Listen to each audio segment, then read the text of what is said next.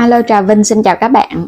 Hôm nay thì mình chia sẻ cái món bánh chiên từ bột mì nè, giòn thơm. Bên trong thì xốp mềm với nhân thịt và trứng cút, vừa ngon vừa lạ, đơn giản, ngon như bánh bao chiên mà với tạo hình đẹp và bắt mắt. Thì mời các bạn mình cùng vào bếp thực hiện luôn ha. Đầu tiên là mình dùng ở đây 400g bột mì hay là bột mì đa dụng thì các bạn chọn hiệu nào cũng được. Còn này là mè trắng nè, chút cho vào bột, thêm chút xíu muối, 1 muỗng canh đường cho cái bánh nó đậm đà hơn, và 200ml nước. Còn thích béo ngon thì dùng sữa tươi không đường ha. Rồi cho 1 muỗng canh đường vào thau, thêm chút muối vô, mè trắng hoặc là mè đen, 200ml nước. Nước ở nhiệt độ phòng bình thường, không cần nước ấm nóng gì đâu. Khuấy đều một cái cho đường và muối nó hòa tan trước một cái. Rồi các bạn cho tiếp 400g bột mì đa dụng vô. Mình làm tỷ lệ 2 bột và 1 lượng nước trộn đều. Chất lỏng thì đừng có cho nhiều quá, cho nhiều cái bánh nó cũng bị mềm. Cho vào đây 1 muỗng canh dầu ăn.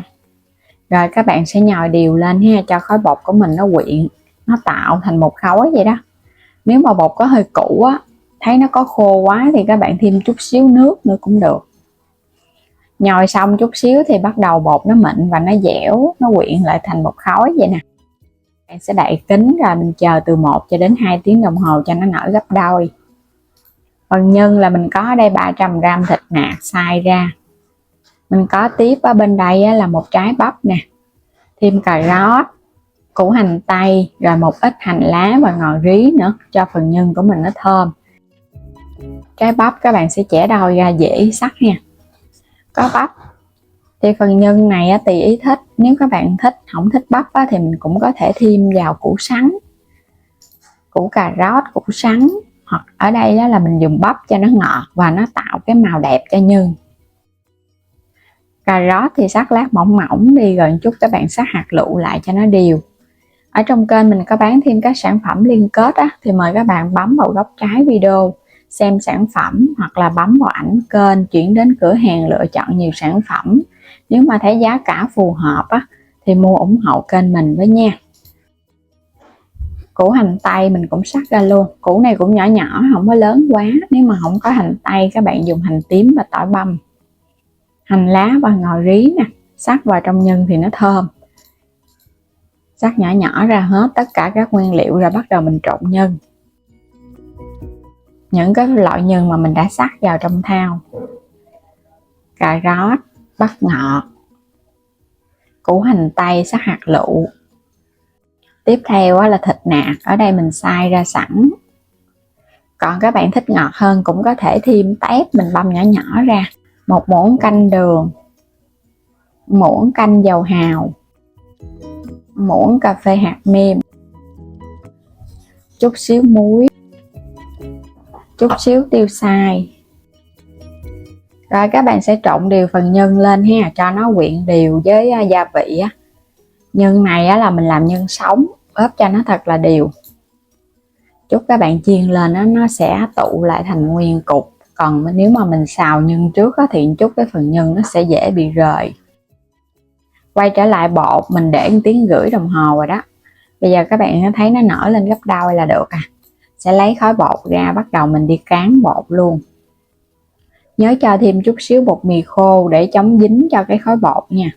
Bột mà nếu mà trời hơi mát lạnh quá thì các bạn ủ 2 tiếng đi. Còn nếu mà các bạn để thời gian lâu mà không thấy nó nở là xem lại cái phần men. Nếu mà men nó không hoạt động là bột nó không có nở. Nhồi sơ lại rồi mình bắt đầu mình đi chia bột. Cho chút xíu bột mì khô cái mình chia ra ha. Thích cái bánh nhỏ nhỏ thì mình cho cái bột nó nhỏ. Mỗi một cục bột thì các bạn nhớ phủ chút xíu bột khô cái mình lặn từ bên ngoài vào trong cho cái viên bột của mình nó láng phần da thì chút tạo hình nó mới đẹp. Làm tương tự cho đến hết nha, tùy các bạn chia lớn hay nhỏ.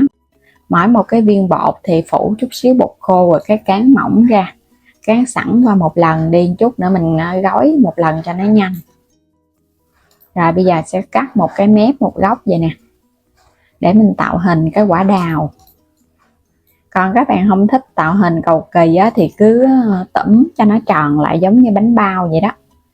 Một cái trứng cút nè, trứng cút mình luộc chín, lột phần vỏ bỏ đi, rồi cái bắt đầu mình làm bánh. Bánh này á, thì có cái trứng cút nó mới ngon. Phần nhân á, là mình làm cầu kỳ nhiều màu sắc ra cái bánh nó mới hấp dẫn. Rồi túm cái mép nó lại ha, cho nó sát vô luôn, đừng có cho nó ló nhân ra. Ló nhân ra chút các bạn chiên á, nó dễ bị cháy. Đè cái mép vô luôn. Rồi vậy là xong cái bánh rồi nè. Để cho cái mép ở bên trên nó ra cái hình trái đầu tiên thì mình sẽ lận nó ra. Lận một mép vậy nè. Vậy là được rồi đó. Cũng làm tiếp tục những cái phần bánh còn lại.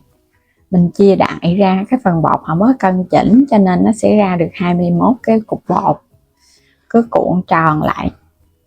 Rồi xếp cái mép lên. Làm tương tự những cái phần bột còn lại cho đến hết bánh luôn. 21 cái bánh, lượng nhân là nó vừa đủ luôn nha. Đây cái bánh của mình nhìn thấy cưng ha, nó có cái chớp nhọn nè. Nhìn giống y như trái đầu tiên vậy đó. Tạo hình nó mới lạ chút xíu mà mình thấy nó cũng bắt mắt. Rồi bây giờ sẽ lấy phần bánh này đem đi chiên.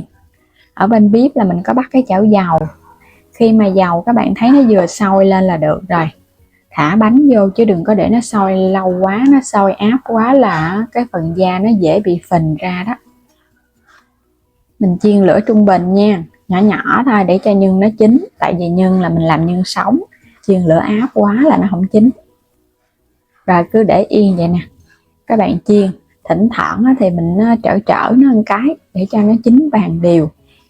Thì cái bánh mà nhân sống mà mình chiên cũng hơi lâu, để lửa nhỏ nhỏ đi. Khi nào mà nó vàng thì các bạn hãy tăng lửa để cho nó búng dầu ra.